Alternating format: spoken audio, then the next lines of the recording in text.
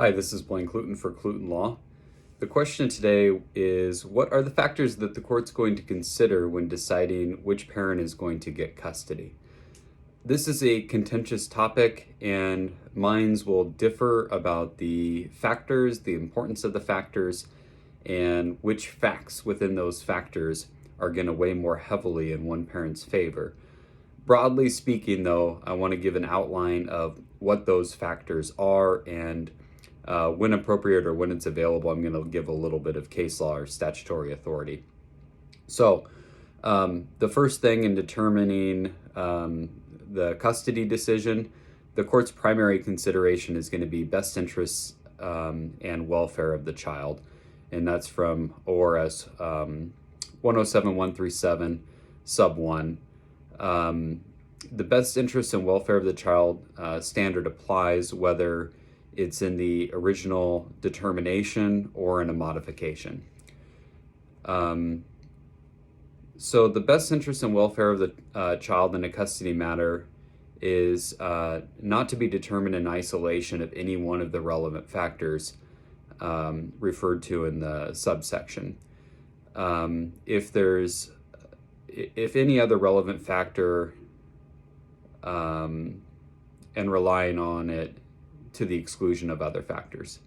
So you can't view these factors in isolation. You have to consider them all, and you can't exclude one factor necessarily in favor of another. The first factor in 107137 sub 1 is the emotional ties between the child and other family members.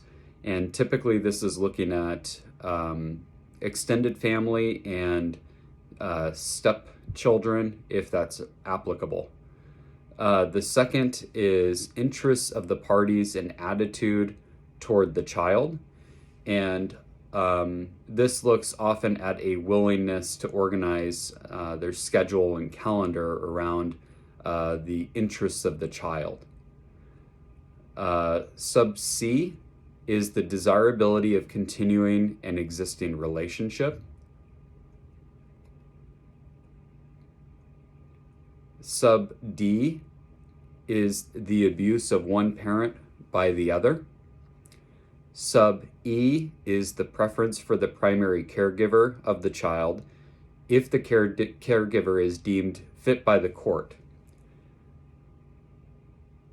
In 107137 sub 1 sub E, the term primary caregiver or primary parent usually refers to the parent, quote, who has provided more care for the child and with whom the child has lived a majority of his or her recent life. And that's from a Townley case from 2012.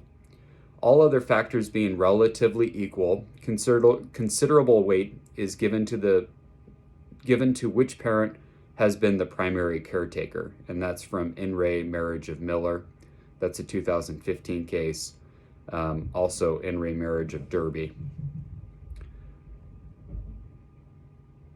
The sub F is the willingness and ability of each parent to facilitate and encourage a close and continuing relationship between the other parent and child.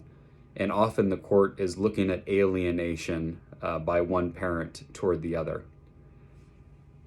As I mentioned at the top, whether this is an original custody determination or a modification, the court is going to consider these factors.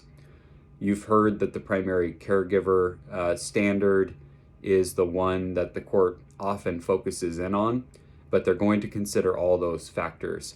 And depending on the facts of your case, you're going to need to focus on different aspects of those factors to make the argument to the court about why you should receive sole custody. This is, again, it's very complicated, and this is why it's really important to talk to an attorney. There's specific case law even within these subsections, and it's important to understand how the case law and the facts of your case are going to affect the outcome. And that's why it's so important to talk to an attorney to really understand not only the case law, the statutory factors, but also how that's going to apply in your case. So I would encourage you to talk to an attorney if you have questions about custody. This is Blaine Cluten for Cluten Law. Thank you.